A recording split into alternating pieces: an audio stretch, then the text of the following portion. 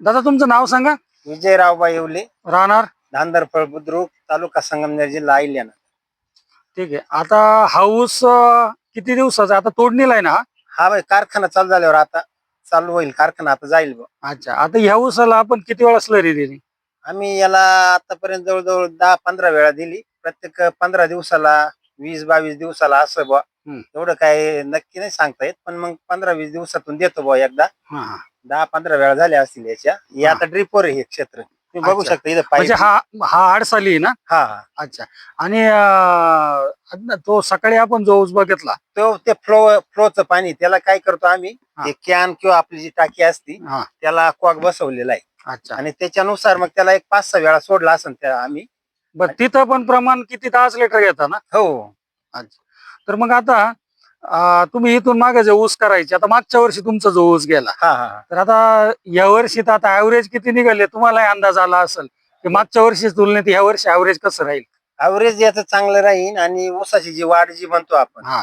ऊसाची वाढ आहे ना, भरपूर वाढ होती. आणि दुसरं म्हणजे ऊसामध्ये काय असतं माहिती का, तुम्हाला मी 1 मिनिट दाखवतो. जे आपण ऊस जे म्हणतो, हा, हा. त्या ऊसाचे जे कांड आहे ना, कांड, हा, हा. त्या कांड्याला फार महत्व असतं. हा. आता ऊसाला कांडे किती हे नाही महत्वाचे, हा. त्या कांड्यांची लांबी किती. हा. आता रात्री आमच्याकडे काय आलं, भरपूर पाऊस झालेला आहे. हा. तुम्हाला ऊस मी आतमध्ये जाऊन दाखवला असता. हा. रात्री पावसानं तो पडला. पण त्याची ही जी कांडे जे आहे कांड, हे कांड्याचं आपण पाहू शकता प्रत्येक ऊसाची हे कांडे जे आहे, हे कांड्याची वाढ चांगली. हा. आणि ऊसाची जी आपण जी वाढ म्हणतो, ती वाढ अतिशय महत्वाची राहते. अच्छा. तर आता मागच्या वर्षी तुम्ही किती बेसल डोस टाकले होते आणि ह्या वर्षी किती बेसल डोस टाकले या ऊसाला? आमचा जवळजवळ निम्म्यावर खर्च आला. अच्छा, खताचं प्रमाण तुम्हाला सांगितलं होतं कमी करा. हा म्हणजे याला आपण वॉटर सोलेबल देतो ना हा हा या प्लॉटला, हो. आणि जो फ्लोचा आहे त्याला तुम्ही मिश्र खतांचा बेसल डोस. हा, मिश्र खतांचा.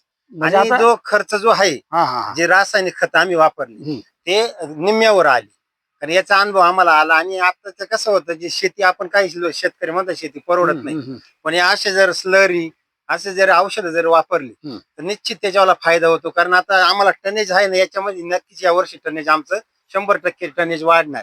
नाही, आता पहिल्या वेळी जेव्हा आपली भेट झाली तेव्हा त्या स्लरीवरती भाजीपाल्याचे फोटो बघून तुम्ही म्हटले नाही हे फक्त भाजीपाल्याला आहे, हा हा ऊसाला नको म्हटले होते. हो, बरोबर. तर आता 1-1.5 वर्षानंतर जेव्हा तुम्ही स्लरी कंटिन्यू वापरली, हा हा तर आता तुमचा काय अनुभव आहे? तुम्हाला रिझल्ट कसे किती टक्के वाटताय? 100%, 50%?